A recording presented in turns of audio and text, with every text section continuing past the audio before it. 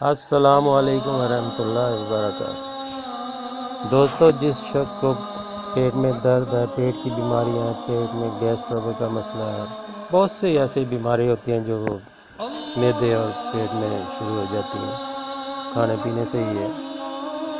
तो इनको ख़त्म किया जा सकता है। अल्लाह ताला आपको अपने ईमान में रखे। तो इस एक अमल कर लिया करें।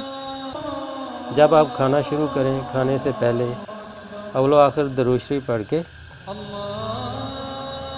तो 3 बार या मुक्कीतु पढ़ लिया करें, तो खाना शुरू कर दिया करें। तो इंशाअल्लाह ताला खाना ज़ूद हज़म होगा, हज़म भी हो जाएगा, मैदे की प्रॉब्लम नहीं होगी, पेट में अफारा भी नहीं होगा, गैस भी नहीं होगा। तो इस विर्द को मामूल बना लें। जब भी आप खाना शुरू करें तो पहले ये पढ़ लिया करें, तो इंशाअल्लाह ताला इन बीमारियों से आपको निजात मिल जाएगी। तो आपका पेट और मैदा और आंतड़ियाँ बिल्कुल सही रहेंगी। तो दोस्तों, एक मैंने आगे कुछ डिटेल दी हुई है अवेयरनेस के लिए कि कौन सी चीज़ हमारे मैदे में जाके कितना टाइम लेती है हज़म होने में। तो इससे भी आप अपना मुआवजा कर सकते हैं कि जिस चीज़ से आपको थोड़ी सी प्रॉब्लम हो उस चीज़ को छोड़ दें या चबा चबा के खाएं।